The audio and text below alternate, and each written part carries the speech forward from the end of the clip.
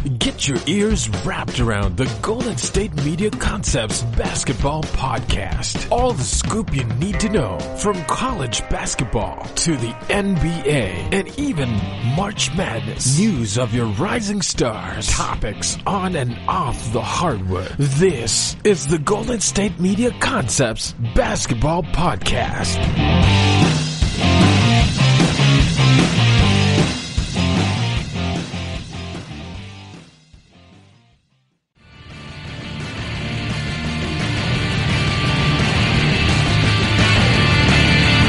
Welcoming to the GSMC Basketball Podcast, right here on the GSMC Podcast Network. I am your host, Brice Lewis. Welcome back to another great show we have for you today. We're going to talk about, like I said, all things basketball on this show. And obviously we're going to be talking more, updates and things, because obviously Adam Silver had a conference call with the players. So obviously we're going to talk about that today, the update on basically where the league is when it comes to resuming the season and all the options that are on the table right now. We're also going to talk about, obviously, like we've been doing during this virus, we've been talking about different things. We're going to talk about some news. There's a little bit more slight news coming out of the NBA, so we're going to talk about all that today. I'm also going to give you my thoughts, even because I haven't really, even though I've talked about things that they've done, I've never really given my thoughts on if the NBA should continue the season, so I'm going to tell you guys if I think it's worth it, in my opinion, and how I view it. So we're going to talk about all that and more, obviously, because that's something we're waiting for something to tell us, oh, yes, basketball is coming back, and, we can see the end of the, the season, and et cetera, et cetera. So it'll be very interesting to see what happens. But like I said, we're going to talk about Adam Silver in the conference call he had with the players. So basically, on Friday, Adam Silver called players on conference call and told them basically what is the current situation and what they're looking at going into potentially resuming the NBA season. So one of the first things he mentioned was, if the season resumes, no fans are expected. This makes sense, obviously, because I did break up they could do the option of maybe not having arenas up to full capacity. But as an NBA, they work more in terms of what is said at the top is done by every team. And I think every team feels like, for us, we might as well just not have any fans. Now, obviously, they said that the NBA's fans, in terms of the money they can make from fans, that's about 40% of the revenue. So you're losing 40% if you're the NBA for the rest of the season and playoffs. So obviously, that's a lot of money the NBA is losing. So that's obviously going to hit the wallet more and everything like that. But it's what's needed. It's what has to happen. This decision is understandable. With this pandemic going on, you just can't risk spreading infection to other fans. You can't risk spreading infection to organizations, to people who are working there, to the players. It's just, I just feel like if there's no vaccine, there's just no way they can feel comfortable having fans in the arena with these players. That's just my personal opinion on that, because it's just, it's potentially just not the best safe option on the board. He also talked about there are some bad options on the table for bubble playoff teams who are on the edge of maybe getting into the playoffs. Because Adam Silver did say of this hiatus and they have to pause even longer before they can start up, they're going to have to cut the end of the regular season, and they're going to have to go right into playoffs. So clearly any team that was on the bubble won't have a chance to then get those final games in to potentially get in. And so who we have locked in right now will be who we have locked in. Obviously, again, that would kind of suck for a lot of teams that think, oh, we were about to make that push to make the playoffs and then not actually even get the chance to actually go ahead and show that they could have made the push to make it into the playoffs. Obviously, that's going to disappoint a lot of players. And, but it makes sense. Again, it's a smart decision. If they're still hesitating to get it going and to get the season started, I mean, who are we to say, still have the regular season. Because I'm sure they have a deadline where if we can get the season started before this date, at the latest, we can still have a regular season. And then they have a deadline where if we can't get it started, we're going to have to go right to playoffs. Because he also mentioned in this call, any camps will be at least 3 weeks minimum. 3 weeks will be all the players get in minimum. If they were able to get it started in sooner than later, then maybe 4. But they're going to go with 3. That's the minimum amount of weeks they're going to do. So that should give players enough time to get back into shape and, just get their basketball juices flowing again, get chemistry with the team a little bit back. And then, like I said, you're going right into playoff basketball or regular season basketball, depending. Because remember, if they go straight to the playoffs, half the league ain't going to be participating. So, in terms of them, they're not participating. That's why you have certain players on certain teams and certain coaches like Golden State, Steve Kerr's like, listen, guys, we're gonna play this out like we're not gonna play again this season. So don't even worry about it. Don't worry about getting in shape. Don't worry about, doing all that stuff. Just make sure you stay safe. But obviously, playoff teams, if they resume the season, you always got to be ready. So I'm sure, even during this pandemic, they try to maybe do things to keep themselves ready just in case that time ever comes. So that's obviously a big deal and a big thing over there. Another thing they said is the season decision can go into June. June is the latest they're going to make a decision on the season. If they cannot make a decision to resume the season by June, if it hits July, my perspective, the season's done. Because if you're going into July and you're still not sure, remember, you have to have 3 weeks before you can get games started. That means you might not even be starting the playoffs at that point till literally August. In the playoffs, again, unless you shorten the series, which you don't want to really do, like make it a 3 or 5 game series, the playoffs would end basically almost in a 2-month span. So you wouldn't get done till October, but they're already talking about trying to get the next season started in December. So it wouldn't work that way. It would only give the players 2 months off. Because you got to think about the team, because think about the players who weren't playing because they didn't make the playoffs already got all that time off. The only teams that ain't going to get that much time off is the teams that made the playoffs.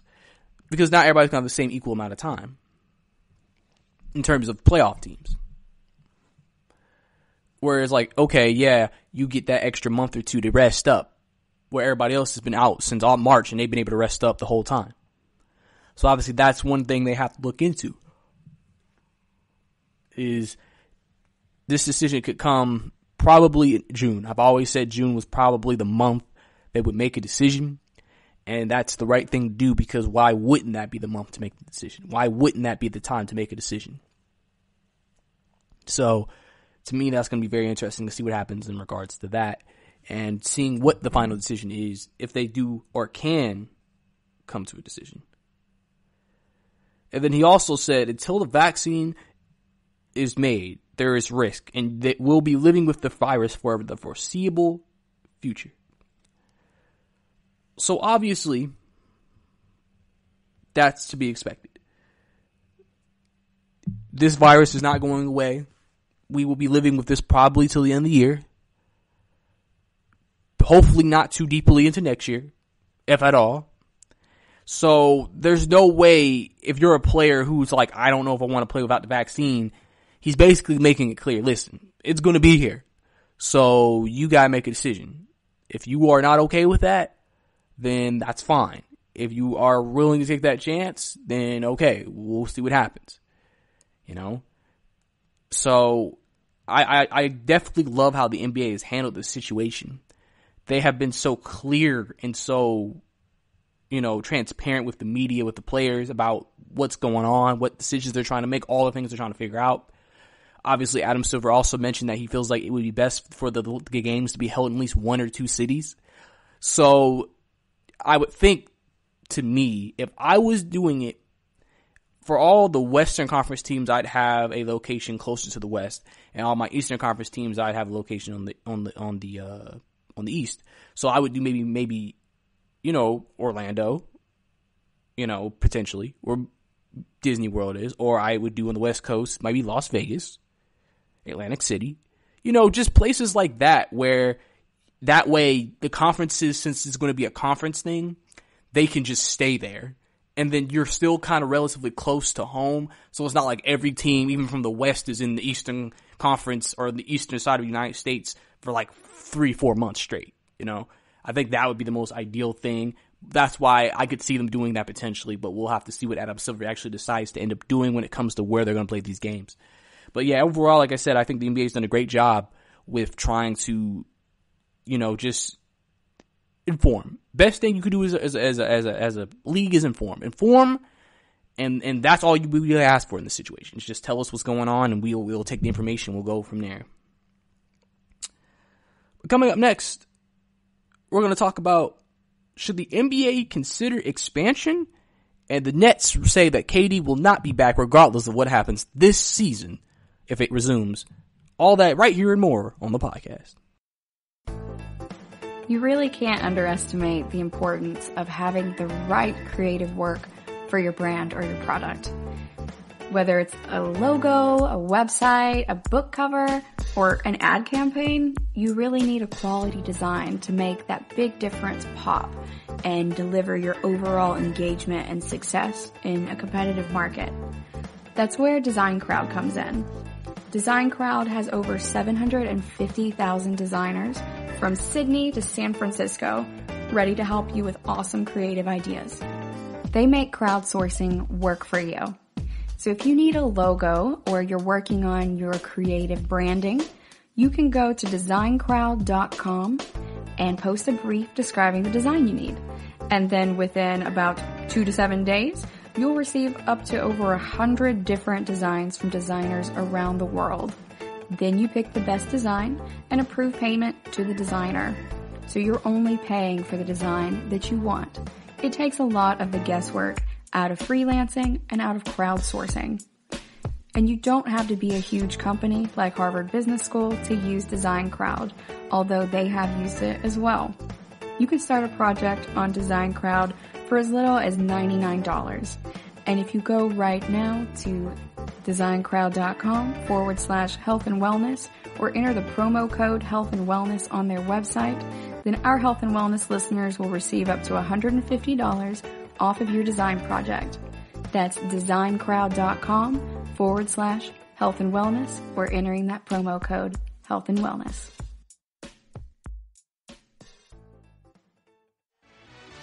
Are you looking for the very best NFL and college football podcast? Then check out the GSMC Football Podcast. Get the latest football news both on and off the field. From the NFL Draft to trades to the rumor mill to the NFL Combines, they got you covered. That's GSMCpodcast.com/football-podcast. Get updates on college rivalries, game day insights, and much, much more. It's football talk the way you want it. This show eats, sleeps, and breathes football. Don't forget to like them on Facebook and follow them on Twitter. Visit GSMCpodcast.com for more info.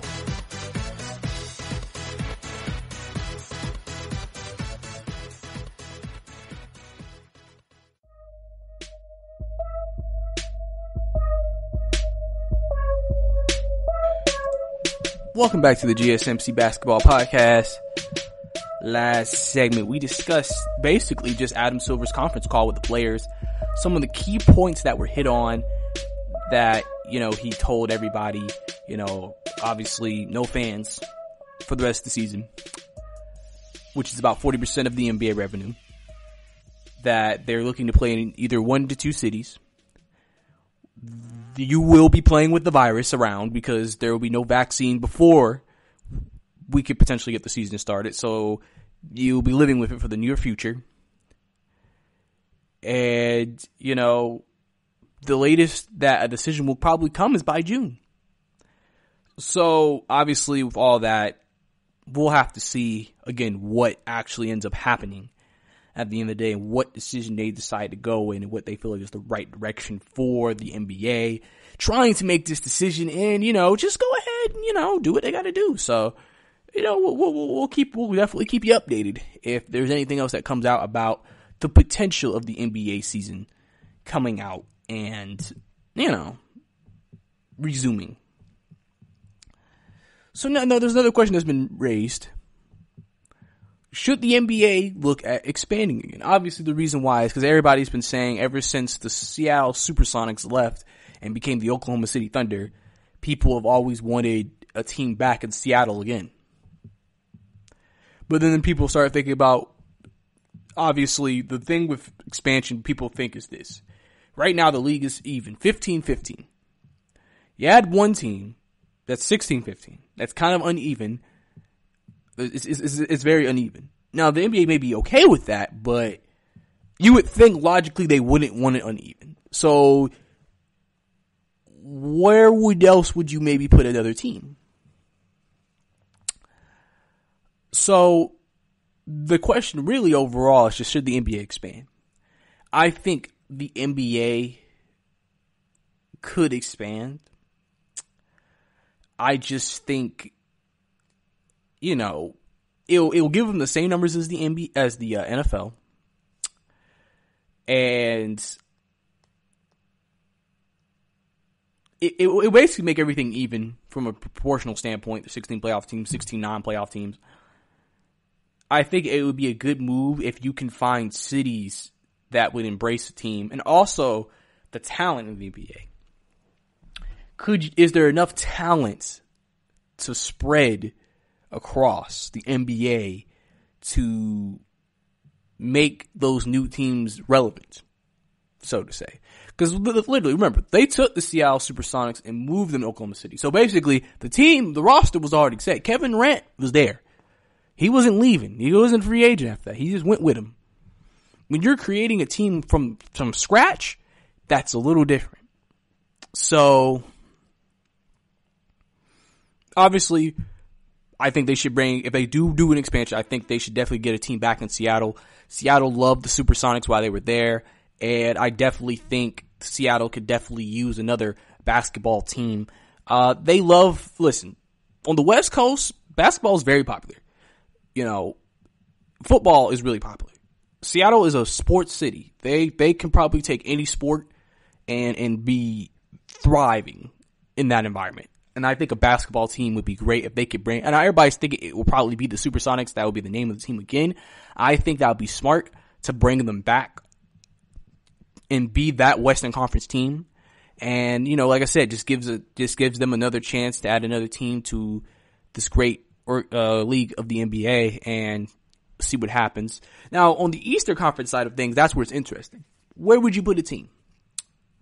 You already got 3, I believe. Do you have 3? No, you got 2 in Florida. Miami and Orlando. You got 1 in Atlanta. You got 1 in Tennessee. Could they potentially add maybe a team in Kentucky, maybe? They love basketball there. Obviously, Kentucky really doesn't have a major sports team in any league. They don't have a Major League Baseball team, a Major League Soccer team, a Major League Football team, or a Major League NBA team. So could that be a city or a place that the NBA could look? You see the support they give their college basketball team because that's the biggest sport there.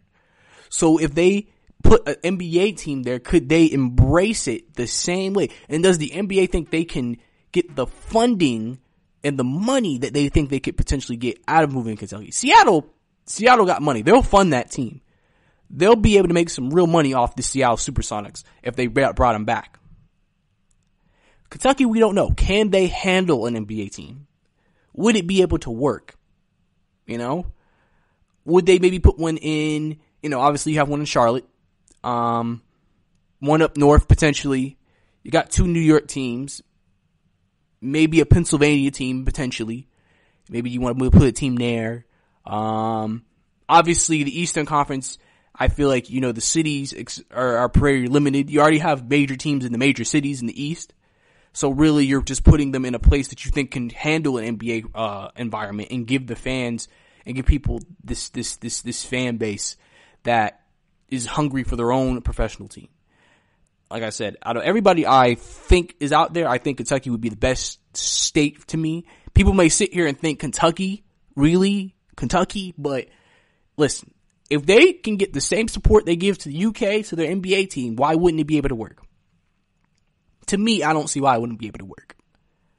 If Tennessee, the Memphis Grizzlies, got one, even though they're bordering Mississippi, so you could even see some of those fans coming in there, I could see that being a potential destination, potentially. Or another northern team. I also see that potentially somewhere in the north. Would they put one in Connecticut? I mean, I don't know. You got ESPN, one of ESPN's bases in there.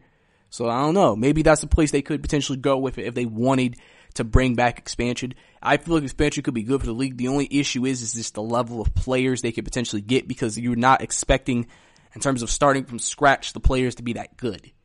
Because you're going to be calling up a lot of maybe older free agents, maybe, you know, they get rewarded a lottery pick, you get a good draft pick in there, you might be able to get some veterans. I mean, you know, depending on how they build it out, they might be able to field a decent team, but they wouldn't be any team that you would consider a championship team unless superstars were just like, hey, this new team's coming, let's all join in.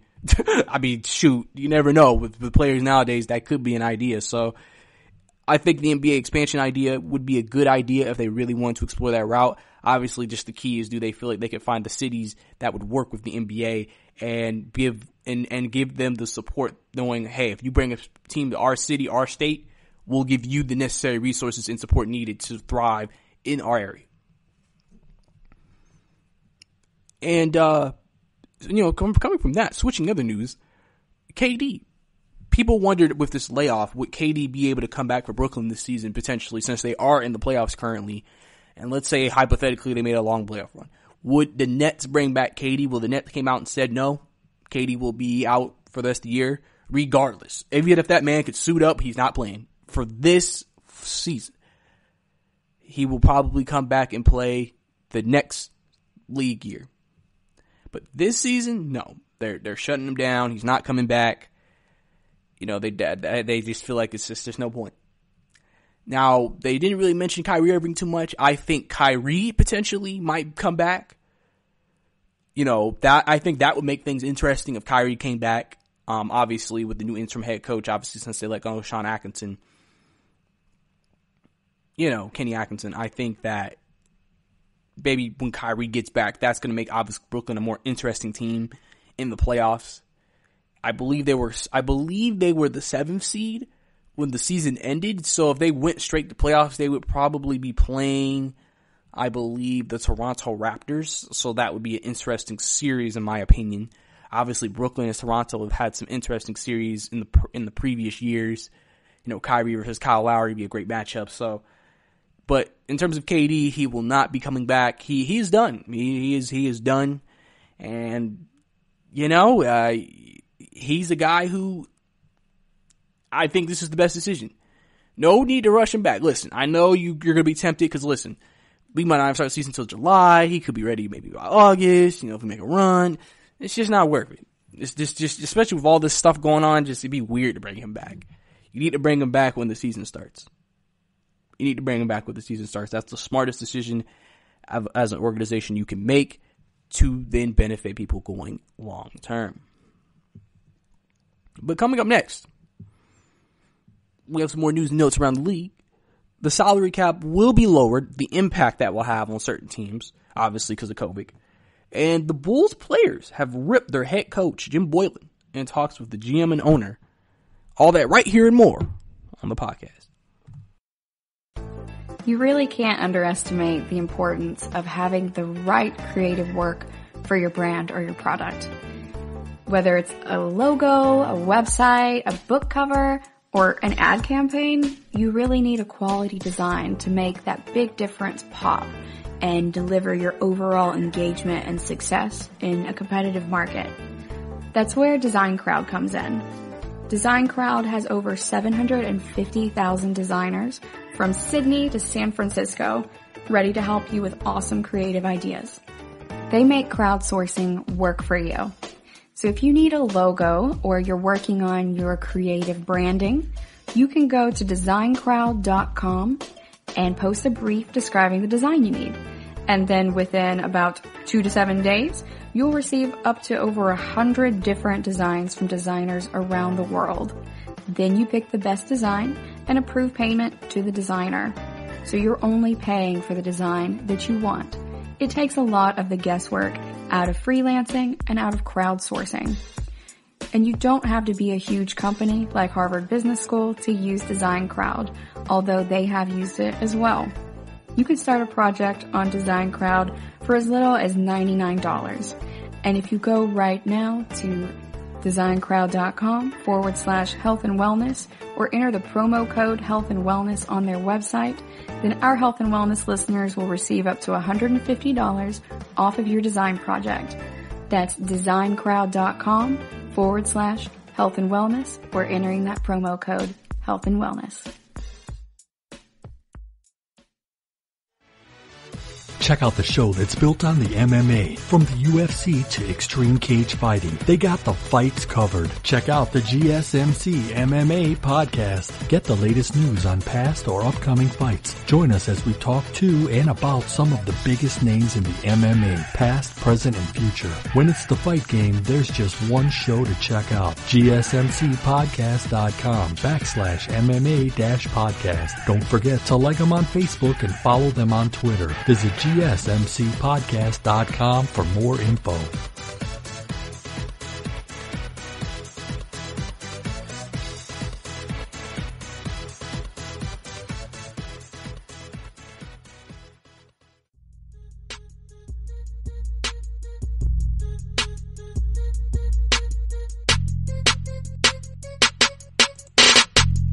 Welcome back to the GSMC Basketball Podcast, right here on the GSMC Podcast Network. Check your net worth. But, I'm funny. Obviously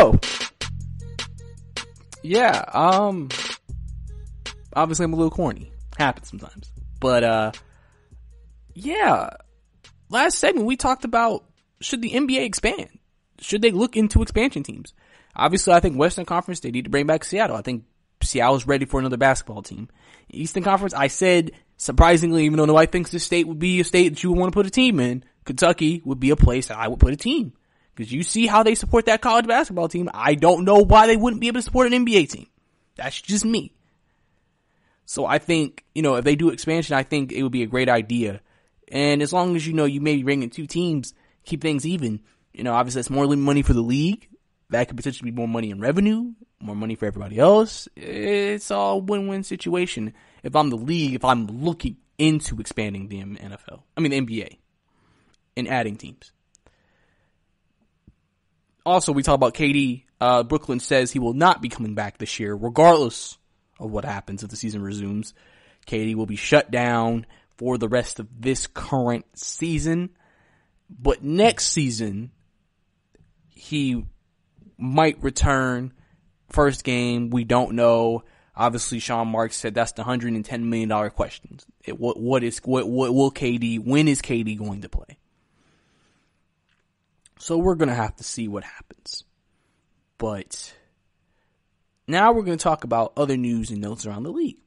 So the salary cap is going down. Clearly, because NBA is losing money from revenue and everything, the cap is going down. So now the question is, how will this impact NBA teams? Obviously, when the cap gets set, obviously every time you add money, it helps, sign more players because you have more money to spend. It helps teams that maybe are on the luxury tax get reduced. Like, let's say you're on the luxury tax and you're $10 million over and the salary cap goes up $5 million. It brings it down a little bit. And obviously, like I said, you have more money, so it's not as bad. But obviously, with Corona and the NBA losing money, it's going to go down. So now, if you're in the luxury tax, you're going to be deeper into the luxury tax. So a lot of cuts and a lot of trades may be made. Obviously, this free agency class really wasn't a great one, so you might not see as many max contracts as you previously did before. So don't be surprised if there's a domino effect and you maybe see players sometimes take a 1 or 2 year deal in this free agency because they know they can't maximize because the money in the league isn't where it was, where they can pay them the same money they would have had on a normal year. So don't be surprised if maybe players in this year's free agency class takes 1 or 2 year deals to then wait for the league to regain their money to get the salary cap back up, and now they can cash out. But obviously, this also affects team. Obviously, like I said, if you have certain players on your team and you need to make upgrades. If you're not a championship team and you need to make upgrades and you're over the cap, with the salary cap coming down, it doesn't help you. Who would want to pay luxury tax for a team that's not good enough? So you might see a lot of trades, a lot of releases too, if they do start the league year again. because of that. This obviously is going to impact a lot of rosters. And so it's just all around going to be interesting. I think it's all around going to change how we view, what's going on right now in terms of front office decisions you have to make with your roster. Because obviously you don't want to sit here and, be in a bad salary cap situation, or what they call salary cap hell sometimes, where you're paying luxury tax, your team's not good enough.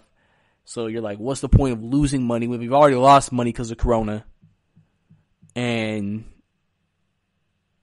it's just, like I said, you're going to see a lot of movement, a lot of releases, a lot of trades, and a lot of people not getting the money they thought they were going to get this free agency class, all because of COVID-19. All of that has been impacted as the salary cap will go down. Now, how much we'll have to see. That obviously will also play a pretty big role in what happens during the offseason when it does come around.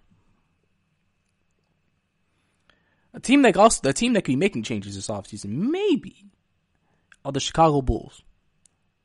There are reports that I'm assuming that the reports say the GM and the owner talk to players about Jim Boylen, the head coach of the Chicago Bulls, discuss their thoughts on the team and where they're going. And the report is that a couple of players basically outed their coach. Basically was just like, listen, I don't like him, or he's not good enough, or I don't think he's the best for us. And so obviously now this is going to maybe create rumors that could the Bulls make a move. And the thing is that they said about this report is that it's multiple key players. So these are players who are important. Obviously, I think somebody's already going to jack Zach LaVine. Zach LaVine has vocally this whole off season kind of showed his displeasure with Jim Boylen. So he was probably one of the players.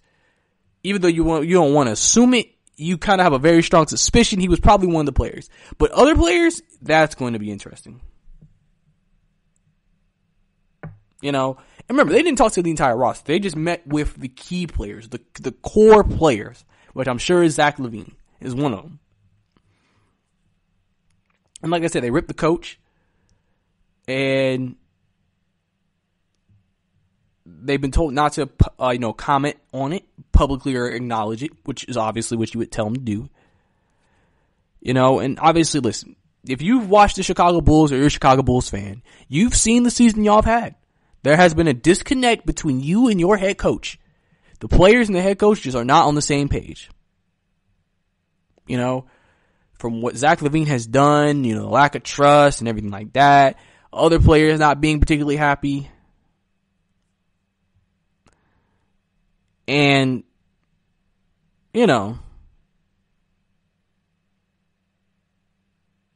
it's just one of those things.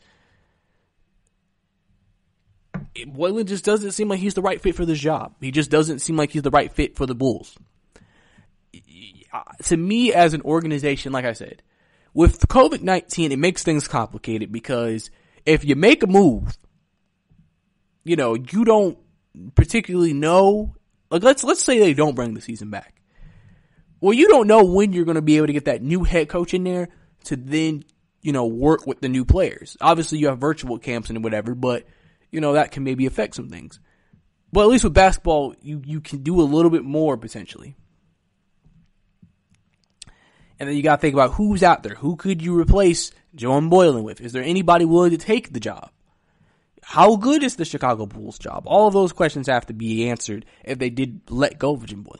Because it just feels like, if you ain't connecting with your head coach and multiple players on your team that are key players on your team are telling you this guy isn't it, as an owner and a GM, you gotta listen and be like, listen, if the offseason starts, we gonna have to really heavily consider firing him.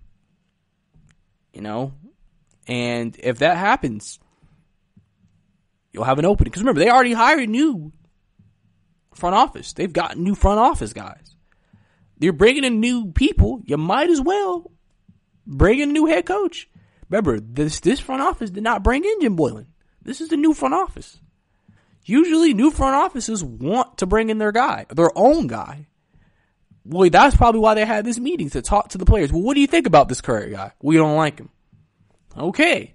So obviously we ain't going to do anything now, but when the season starts, in terms of the league year, you might see the Chicago Bulls make a move at head coach, and Boylen is released. And then we'll have to see who Chicago looks at to bring in, and that will probably complete the overhaul of what the Chicago Bulls from a coaching and front office perspective were. And then we just got to see what they decide to do with their roster. I mean, Chicago has a lot of young talent. If I was a Chicago fan, I'd be like, listen, we got guys. We got to make it mesh. We got to get the right pieces, and we got to get the right coach. If we can do that, I think we could compete in the Eastern Conference in a year, potentially 2 years. So obviously that's going to be the big question here. But coming up next, I'm going to give you guys my opinion on if the NBA should try to bring the NBA season back, why or why not, and my reasons. All that right here and more on the podcast. Check out the show built around the women of MMA. From the UFC to the extreme cage fighting, we got the fights covered. Listen. It's the Golden State Media Concepts Women's MMA Podcast. The latest news of upcoming fights, discussions of previous matches. Join us as we talk to and about the biggest names in women's mixed martial arts. Past, present, and future. When it's the women's fight game, you know where to listen to. The Golden State Media Concepts Women's MMA Podcast.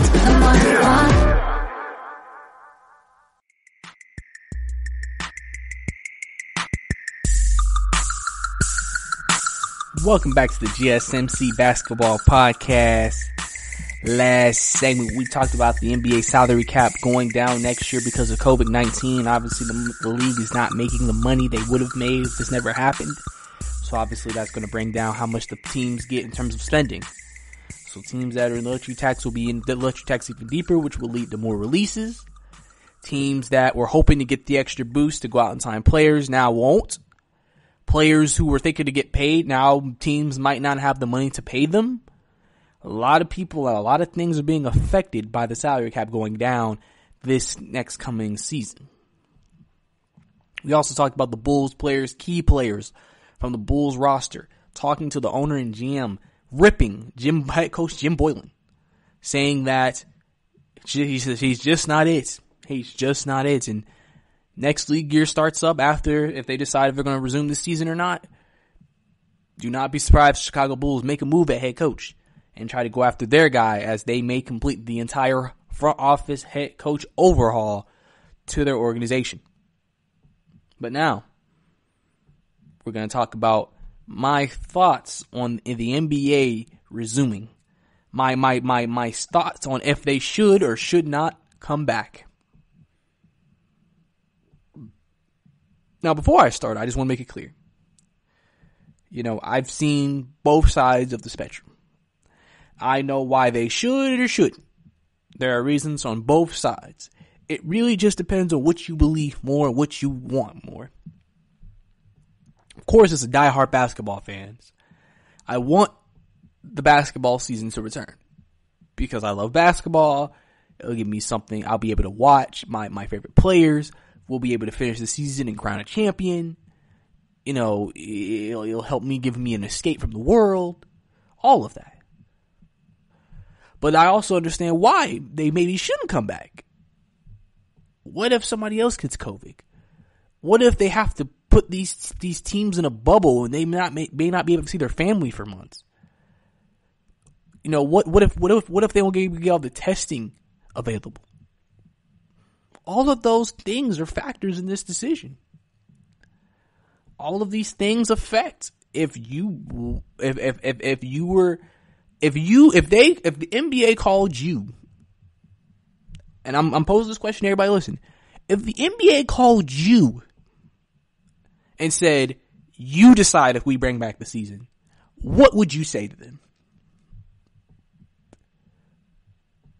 Now, obviously, I would hope you wouldn't make an impromptu decision. Like, I hope you'd evaluate the options and then really make a decision. But what would you say? Yes or no? Because it seems like they have a plan coming together or in place for if they do bring the season back. It seems like they do. They seem like they have a plan in place. You know, what's interesting is, let's say they cancel the season. Next question would be like, well, when do you start the new league year? Because if you start the season in December and you start the league year in July, where free agency always starts, you're just, like I said, just giving players an extra 2 months before they have to go back and play. And they already haven't been playing since March. But at the same time, if you do bring the season back, how are you going to go about the playoffs? How are you going to go about the games? Are you going to have regular season to have teams on the bubble trying to make it? For me, I feel as if this. The one thing that is going to be key in this situation, to me, is the NBA's flexibility. How flexible are they? Are they, like how flexible can they be with this? If they feel like they can get to a reasonable amount of comfortability, then I say do it. If you feel like, listen, we have 2-3 locations. That's why I said in the first segment, I think that would be a good idea to have 2 locations. One on the West, one on the East. And the Eastern Conference playoffs play it there. Western Conference players play here. So that way, it's not like you're having all the teams in one area and just isolated there. You're kind of playing in 2 different places. You know, no fans. Obviously, I personally, I believe they should do no fans. I would have liked to see them try to do the potential not fill the arena up to capacity, but again, if you're not going to play in their home arenas, there's really not a point to that, because you may just have the casual NBA fan, which is fine, but it's just like, I can see it's not really worth it. Because think about whatever you run, whatever arena you run, you have to bring all the employees to help do the game, and it's just a lot of complications. You know, so, and that's why the people who are bidding on holding the games, if they come back, listen, they're not really arenas. They're basically places that basketball can be played, but they have their own staff that can work with the NBA and then have games. So for me, I feel as if this could be a potential situation where, to me, I would try to bring back the season, but I want to see how comfortable and flexible that the NBA can be. Because, listen, you're seeing a lot more sports nowadays do no fans. That's what you're seeing. So, it's becoming more normalized. And the good thing is that if other people are doing it, you could do it too. Because realistically, your main concern isn't the fans in that situation of no fans are there. It's just, okay, every employee working there, are they good? Are they not testing positive for anything? Listen, the NBA has said they can get tests ready and available to everybody, which is obviously the biggest thing, is making sure you have tests on hand to make sure, like, to track anybody. Okay, you good? Remember, Kevin Love this week went to Cleveland when they opened up their arena and said, or their practice facility, and said it was weird. At the door, they swabbed me. They tested me. They said I was good to go. Okay. Came in there. I worked out. The person who was catching my rebounds had on a glove and masks. That's probably how a lot of people at these games might have to be. But I think it's worth bringing back the season for. I do. But if they decided not to do it, I completely understand it too. So it's not like a decision where I'm looking at this like, oh, they better bring back the season. They have no reason not to bring back the season. They could get the proper precautions in place and bring the season back. I just feel like with everything I've heard it seems like they have something in place to bring the season back. And it seems like there is a growing comfort with that plan. So for me, if that is true, if you are comfortable with this plan, NBA, by all means, bring it back. But if you are not comfortable, then don't do it. That's why I say, if you're not comfortable, don't do it. Because if you're not comfortable, if something goes wrong, you know what I'm saying? You can sit here and say, well, the league wasn't fully behind it to begin with. So I think that's going to be the most important thing. And like I said, the transparency they've had really makes you more confident. It just gives you confidence if the NBA did bring the season back, they would do everything in their power to make sure that the players would not be at risk. Because the NBA is good at adjusting. They're good at changing if they have to. A league like baseball, it's a little different. They're not usually great at changing, historically. So I can understand why this may be very difficult for them. NFL, they really don't have to worry about anything till literally their season starts to come back around in terms of what they're going to do. If the NBA resumes their season, that can make a dramatic impact on the NFL season. Well, if the NBA can do it, why can't we? So I think they should bring the season back. I think they have all the precautions in place. I think, listen, you might have to just go straight to playoffs. That might be something I do. I just go straight to playoffs. And then you just get the playoffs started, and listen, you just run these games. You control the players and what they do. And, obviously, when you give them breaks, give them time to see their family. Maybe in between playoff series, you have time to go out and see your family for a few days, etc. It allow flexibility, allow comfortability. I say go for it. Why not? Let's see what happens. And let's get this season finished and crown us the champion. But that's all we have for you on this segment. Stay tuned if you want to hear more basketball talk right here on the GSMC Basketball Podcast. Tired of searching the vast jungle of podcasts? Now listen close and hear this out. There's a podcast network that covers just about everything that you've been searching. Hey! The Golden State Media Concepts Podcast Network is here.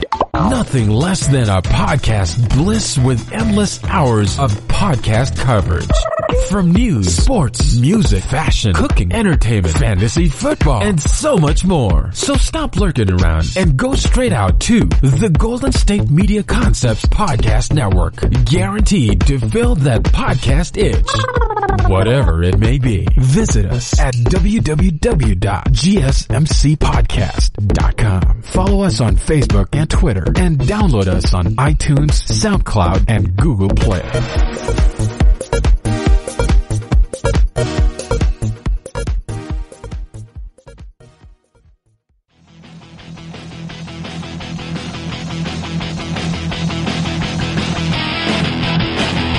Welcome back to the GSMC Basketball Podcast. Last segment, I discussed my thoughts on if the NBA should try to continue this season. I was in the group of people who believes that they should attempt it, they should at least try to and see what happens. Obviously, it's very important to me to, if you have a plan in place, you're comfortable, and you feel y'all can be flexible, why not try to see if something can happen? That's really my big thing. If you have the capabilities and you have the things in place to attempt it, then I think you should go ahead and see about it and see if something can really happen and something can really work. But I'm sure, like I said, the NBA will make that decision in coming days, and hopefully they'll, do what they feel like is best for everyone and everything involved. So that's going to be the biggest thing for me. So now we're going to get to some other news and notes around the league. The NBA and the NBAPA have decided to push back the collective bargaining an extra, I believe, 60 days. Obviously, because of COVID-19, obviously, NBA's collective bargaining agreement is coming up. They have to negotiate that. But clearly, with COVID, this isn't really the best time to try to negotiate something like this. So you're kind of waiting, you're kind of hoping, you're kind of waiting and seeing. Let the current CBA still be under, wraps and everything. But first of all is this. The CBA still runs out on a certain day. if the season's not completed, it's like, what CBA you're running on? What rules are you running on? So it's very important that, you don't have that. So obviously they used their power and came to an agreement and said, okay, well, we're going to have both of these guys or both of the sides agree to push it back and so on and so forth. So, the NBA, has to obviously take all the precautions that they're taking right now. Obviously, once the season is officially ended, I believe they would have to go into collective bargaining, go negotiations, just for the coming season and everything, and just for everything coming up. So it'll be interesting to kind of see what happens with that. Obviously, don't forget the news earlier this year that Kyrie Irving became the vice president of the PA, National Basketball Players Association. So everybody's very interested to see what he's going to do in that role and what his role is going to be in negotiations. But so that's basically the news coming out of that, which now leads me into my next topic of this. Obviously, The Last Dances came out, recapping Jordan. They talk about the last year. They talk about the beginning of the last year. They talk about all the things that happened. But they also talk about things that made Jordan who he was, him coming into the league, his triumphs and struggles that first, some of the things that happened within the Chicago Bulls organization. One of the things that The Last Dance has done such a great job of is giving an in-depth look into what's going on and what's happening within the Chicago Bulls during really the run of their 6 championships, and also Michael Jordan himself and what he went through during that time. So obviously that's going to be kind of the big thing there for me to see and look at. So, I think for me, one thing that has been taken out of this and people use out of this is that people have been using this to take shots at LeBron James. And I don't understand why. I don't get, why are we taking shots at LeBron like LeBron did something? Like, I think it's just the whole, he's the guy that people think or have been trying to, they're trying to say like, oh, he's the guy who's challenging Jordan for the potential GOAT spot. And so obviously not everybody is happy / comfortable with that. So clearly they're going to sit here and, try to bring down LeBron at any turn or try to reduce him to being less than what he is. And, people take shots. Oh, Jordan did this. LeBron could never, and et cetera, et cetera. And I don't get it. Like, I think LeBron has been minding his business at home, watching it, enjoying it, embracing it. He says Jordan is an idol for him and everything. And yet y'all want to always make it a Jordan versus LeBron discussion and a comparison. And it's just like, dude, this is the chance that we can take to now watch The Last Dance and appreciate LeBron, appreciate Jordan. And what I mean by that is appreciate Jordan for what he was back at that time, how he was such a public figure, a megastar at that time. And then you can look at LeBron today and say, okay, he's the megastar of our generation. Then we'll have another megastar and another megastar. But not, okay, well, clearly during Jordan's rise to stardom, he had this and he did that and he never lost the finals and LeBron lost 6 and he did this and he passed up a shot. And it's just like, wait, why are we getting into that? Nobody produced this to get into an argument. You do realize when LeBron is retired and he is resting at home with his family, they're going to make a documentary about LeBron. You don't think they've recorded a lot of stuff during LeBron's career? Clearly cameras are always on 24/7. I'm sure LeBron going to get his own documentary after the fact about his playing days, things he said before finals, after finals, et cetera, et cetera. Like, you don't really think someone's going to do a documentary on this? Someone's going to do a documentary on LeBron. And what are we going to do? Oh, LeBron the GOAT, Jordan. Like, if we come back with this same argument, oh, LeBron the GOAT, Jordan ain't this, Jordan ain't that. Oh, you saw here in the documentary he didn't do this, so Jordan's better. it's just like, wait, why is that the first thing we do? Why are we not just appreciating the player and his career and everything he did during his career? The Last Dance isn't about LeBron. It's about the Chicago Bulls. It's about Michael Jordan. It's about the last year. And other things that have happened during Jordan's career and Chicago Bulls' franchise history during the 90s. So why are we making this a LeBron versus Jordan rhetoric? Why are we taking so many shots at LeBron James? It's like y'all hate this man. Really? It's like y'all just cannot deal with the fact that someone, in some people's eyes, challenged Michael Jordan as the top basketball player in the world, and so anything that y'all can use as ammo, y'all will use. Literally, at the end of the day, it is a personal opinion. If you think Jordan's the best, then that is your opinion. If you think LeBron's the best, then that is your opinion. If you think Kareem Abdul-Jabbar is the best, then that is your opinion. If you think Bill Russell is the best, that is your opinion.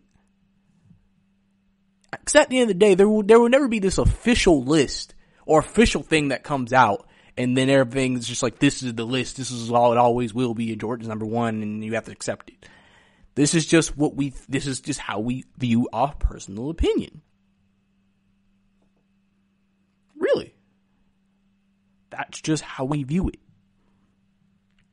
So who are we to sit here and make this comparison and make this argument when LeBron probably isn't even trying to have an argument like that? He's just trying to enjoy The Last Dance and embrace a guy that he grew up idolizing, just like everybody else. Obviously, listen, it's a debate that you can have. It's a great debate to have if you have very good cases on both sides. But we need to stop doing this and attacking LeBron and people making public comments on television and radio about it, trying to attack LeBron. It's just like, what? There's things we can say that LeBron did better than Jordan. Like, trust me, LeBron would not want a documentary coming out of him and then everybody's using that to take shots at Jordan. There's just no reason for it. Really, there's just no reason for it. So, to me, I just view it like, first of all, you're doing too much if you're trying to attack him, and you shouldn't, because why are we attacking these people? Why are we doing this? LeBron's trying to finish his career. He's trying to win more chips. He's still writing his story. It's just some people just feel like, no, he'll, and the problem is that it's to a point where some people even disrespect LeBron. Well, he's not even that good. He's not even my top 5. It's just like, listen, you're only saying that because you don't want it to seem like he's threatening Jordan. Like, listen, guys, let's stop taking shots at LeBron. Let's enjoy the documentary for what it is and go from there. So, that's just my thoughts on that. But coming up next, I'm going to tell you guys who my favorite NBA team is, which you already know, the Hawks. I'll tell you how I became a fan of the Hawks. And I'll also tell you who's my secondary team, and this may surprise you. All that right here and more on the podcast. Are you looking to get your college football fixed? Looking to get the latest news on your favorite school's team? The GSMC College Football Podcast is your ticket to all things college football. Join us as we talk college football from the national championship, the college rivalries, the bowl game, to the Heisman Trophy. To which conference is the best? We've got you covered for the Big Ten, SEC, Big 12, the Pac-12, ACC, and everything in between. Download the GSMC College Football Podcast on iTunes, Stitcher, SoundCloud, Google Play, or anywhere you find podcasts. Just type GSMC in the search bar.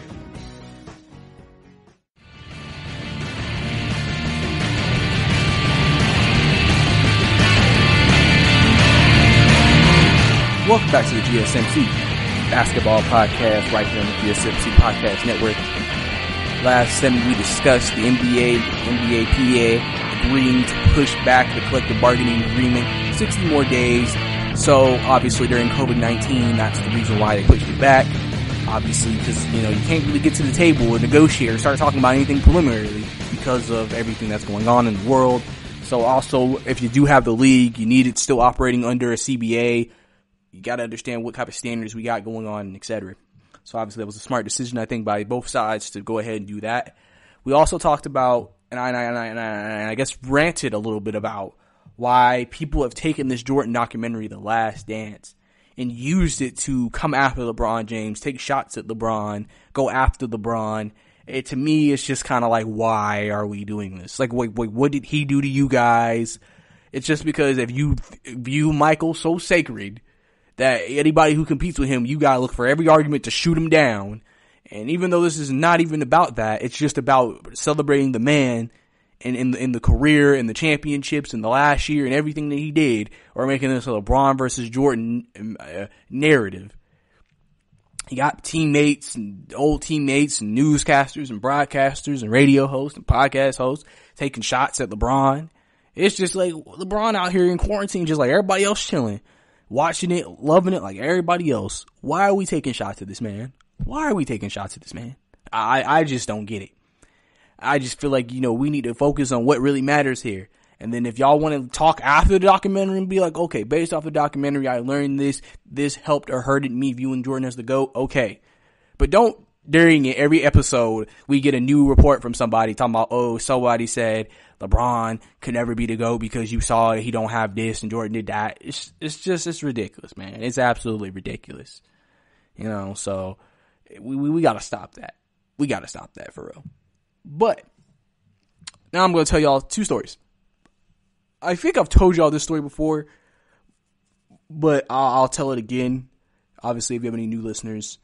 And also, I never told y'all about my secondary team, who might not be my secondary team much longer, but right now is still technically my secondary team. So obviously, my favorite team is the Atlanta Hawks, as you guys know. I'm a Hawks fan. I am from Atlanta. I am recording in Atlanta.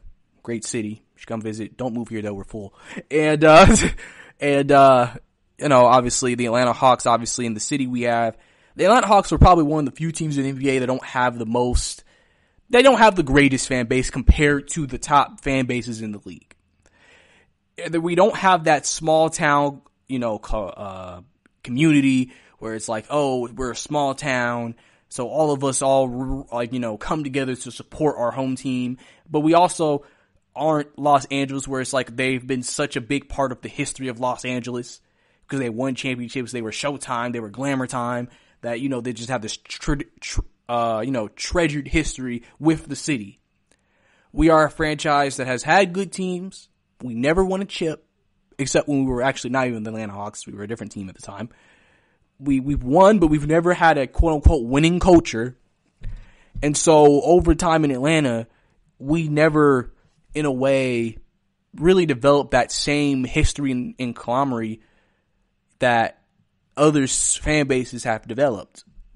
So obviously, most Atlanta fans, you barely hear of Atlanta fans in other states, honestly, unless they were from Atlanta. There are very few people who weren't from Atlanta and ended up being a Hawks fan. Very few. Where honestly, every state you have tons of Laker fans, tons of Boston fans, tons of others fans from that same team. There's a lot of different fans here in Atlanta. But, we have some fan base, and obviously I came across this team. I started watching basketball, I believe they're in the 07-08 season, so I was about 10 at this point. I played basketball before then, but I just never think I sat down and watched the actual sport. I think that just wasn't something that I was very much concerned with at the time, during those 10 years before I hit 10. And I was playing for a church league, and they said, go home and watch a game. And so I remember going home, and I remember I had just watched the Hawks. I think they had just traded for Mike Bibby, if I remember Mike Bibby. And this was the season that we actually had a losing record. I think we were even 7 games below 500, or maybe 6. And we made the playoffs because obviously the Eastern Conference, it shows you, has been always not been the best. And we made the playoffs, and that was the first year of the big three of the Boston Celtics with Ray Allen, Kevin Garnett, and Paul Pierce. So obviously, coming into that series, Boston, this amazing, great team, looked like they're going to a championship, which they did that year. Obviously we barely made the playoffs, 38-45.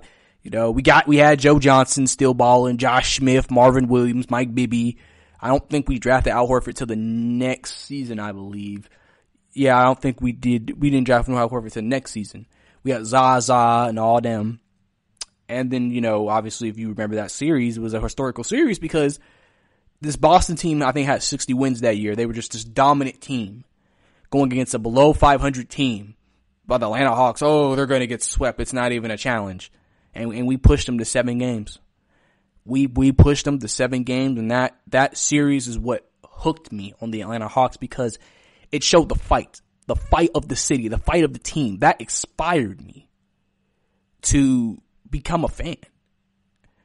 And even at that point, I paid attention to the Hawks, but I wasn't necessarily paying attention to basketball at the time. So, cause what happened was, remember, when we started the next season, I used to check their website all the time, and I saw we drafted Al Horford, but when I watched the actual games, I didn't know who Al Horford was. Cause I didn't watch college ball at the time. I didn't watch the draft. I didn't know any of the scouting reports like I do now on every player. I just was like, oh, who's this Al Horford kid? Oh, he's a rookie. He's supposed to be good. Okay, great. I think AC Law was on that team too, in that draft class. I remember AC Law, Atlanta fans. Funny guy. So obviously in that, and then from that point on, I've obviously been watching the Hawks through it. And, you know, I still believe one day we will come up and we will win a championship during my lifetime. I do. I'm 23. If I can live another 50 years, I think during the next 50 years, we can get 1 year of winning a chip. At least making it to the finals twice, in my opinion. So that's my view on the Atlanta Hawks. Now, my secondary team is actually the Washington Wizards. Now, you may wonder, how did the Washington Wizards become my secondary team? Well, it's actually funny. Okay, so y'all remember John Wall, I believe, the 08, I think he was drafted in the 08 draft, I believe. So, I believe, or was it the 08-09 draft he was drafted in? I think it was the 08-09 draft he was drafted in, perhaps. I gotta recheck it. But basically, you know, I watched John Wall. I started watching college actually the next year, the second year I watched the Hawks. I started watching college basketball. And obviously, when, you know, I was the Kentucky when they just got John Calipari and they just got John Wall, DeMarcus Cousins. I hated John Wall at Kentucky. I honestly hated that man. But then he had that dance that come out, the John Wall dance. Y'all remember that? So obviously I was really popular in school because I did it. And, it made me kind of keep up with John Wall more. So what happens when he got to the league, it's almost like since I was so popular in school because of my connection, like, you know, how I would, you know, I had this little thing going on, like, oh, I'm John Wall, whatever.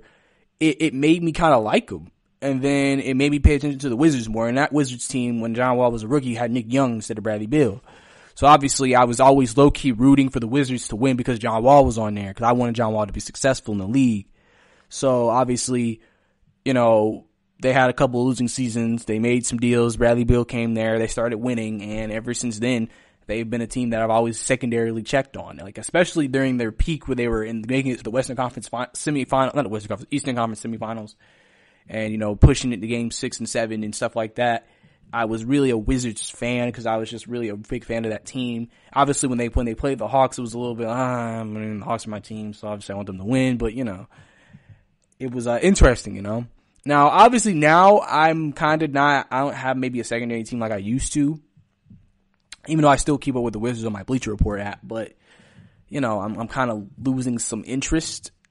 So maybe I'll get a new secondary team, but my Hawks will always be my team. But, you know, that's just a little, like, you know, backstory on both of those teams, on why I like both of those teams. And obviously, like I said, Atlanta Hawks fan for life. And you never know, I might find me a new team to be second. Again, we'll have to see what happens. So, but that's all we have. That's all the time we have here on the podcast. Thank you for tuning in. Thank you for listening to the GSMC Basketball Podcast here on the GSMC Podcast Network. Don't forget to please listen to our other amazing podcasts on the GSMC Podcast Network. Also, don't forget to leave a review. Tell me how I can be better. Tell me what you think about my show. If you like it, leave me stars, reviews, anything, and all of that. And thank you and have a good day. You've been listening to the Golden State Media Concepts Basketball Podcast. part of the Golden State Media Concepts Podcast Network. You can find this show and others like it at www.gsmcpodcast.com. Download our podcast on iTunes, Stitcher, SoundCloud, and Google Play. Just type in GSMC to find all the shows from the Golden State Media Concepts Podcast Network. From movies to music, from sports to entertainment, and even weird news. You can also follow us on Twitter and on Facebook. Thank you, and we hope you have enjoyed today's program.